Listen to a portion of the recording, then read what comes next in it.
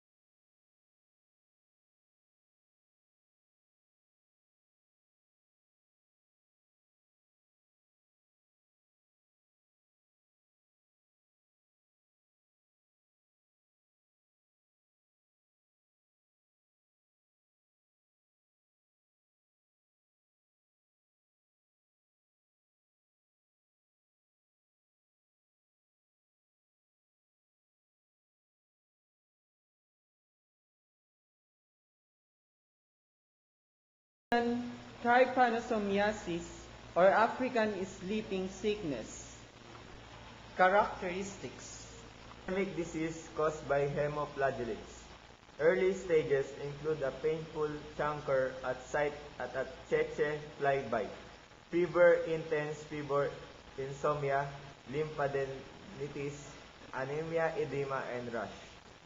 Later stages include body wasting, falling asleep or sleeping sickness, coma, and death if untreated. Pathogens. Two different subspecies of Trypanosoma brucei. Number 1, Trypanosoma brucei gambiense. Causes most cases of sleeping disease that may last several years. Number 2, Trypanosoma brucei rhodesiense. Causes more rapidly fatal form of African trypanosomiasis, usually lethal within weeks or months without treatment. Reservoir. Humans, wild animals, cattle. Transmission. To humans by bite if infected tsetse fly or glossina. Incubation period. 3 to a few weeks for Trypanosoma brucei and several months or years for Trypanosoma rhodesiense. Prevention and control.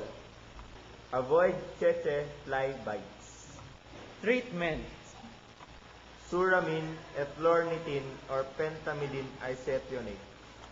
American trypanosomiasis or Chagas disease. Characteristics. An acute disease in children with an inflammatory response at the site of the redovid bug bite, fever, Malay lymphadenopathy, hepatomegaly, splenomegaly. May be asymptomatic, chronic, irreversible complications